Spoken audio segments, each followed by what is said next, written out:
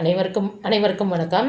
இதில் உட் டிஸ்பேட்ச் அப்படிங்கிறது 1854 அப்படின்னு சொல்லிட்டு it was the first policy measure recording higher education. It recommended setting up 3 universities namely at Madras, Calcutta and Bombay அப்படின்னு சொல்லியிருக்கிறாங்க. இது என்னன்னு சொல்லி பார்த்தீங்கன்னா உட்ஸு கல்வி அறிக்கை, அதாவது இந்தியாவில் ஆங்கில கல்வியின் மகா சாசனம் அப்படின்னு சொல்லி அழைக்கப்படுறது பார்த்தீங்கன்னா இந்த உட் அறிக்கை, உட்ஸ் அறிக்கை அப்படின்னு சொல்லுவாங்க. இது 1854 அப்படின்னு சொல்லியிருக்கிறாங்க. அதாவது 1854 சர் சார்லஸ் உட் அப்படிங்கிறவர் மദ്രാஸ் மாகாணத்தில் பொது வழிகாட்டும் துறையை ஏற்படுத்துவார்.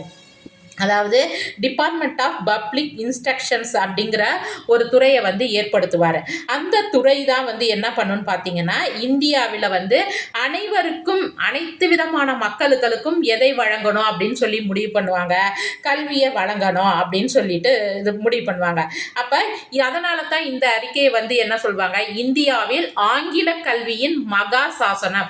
இது ரொம்ப ரொம்ப முக்கியமான உட்சரிக்கை, ரொம்ப ரொம்ப முக்கியமான அறிக்கை.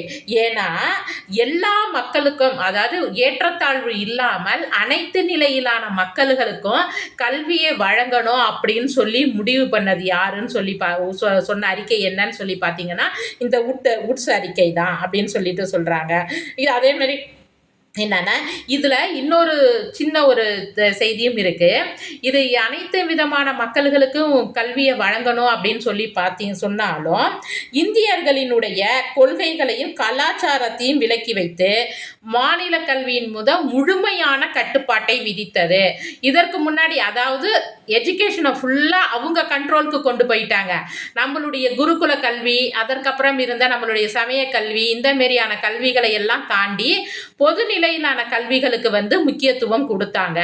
நம்மளுடைய கொள்கை, இந்தியாவிற்களினுடைய கொள்கைகளையும் கலாச்சாரத்தையும் விலக்கி வச்சுட்டு அவங்களுடைய கொள்கைகளுக்கு முக்கியத்துவம் கொடுத்து இந்த மாநில கல்வியின் மீது முழுமையான கட்டுப்பாட்டை எது விதிச்சுதுன்னு பார்த்தீங்கன்னா உட்ஸ்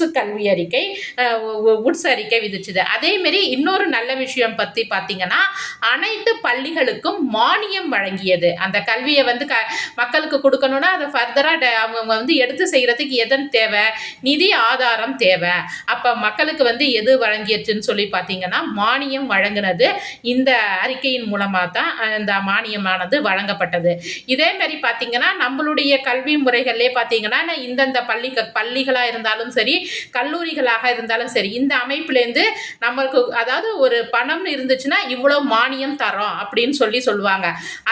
அதே தான் சொல்லுவாங்க. யூனிவர்சிட்டி கிராண்ட் கமிஷன் மானிய குழு அப்படிங்கிறது வேற ஒன்றும் கிடையாது.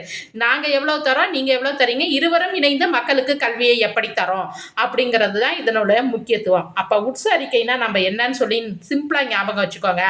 அனைத்து நிலையிலான மக்களுக்கு அனைத்து எந்தவித ஏற்றத்தாழ்வும் இல்லாமல் அனைத்து மக்களுக்கும் கல்வியை வழங்குதல், அதேமாரி பார்த்தீங்கன்னா மானியம் வழங்குதல்.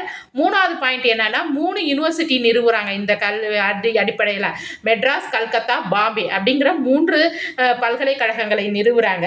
அதேமாரி பார்த்தீங்கன்னா இந்தியாவில் ஆங்கில கல்வியின் மகா சாசனம் அப்படின்னு சொல்லி அழைக்கப்பட்டது உட்ஸ் அறிக்கை. இது ரொம்ப ரொம்ப முக்கியமானது.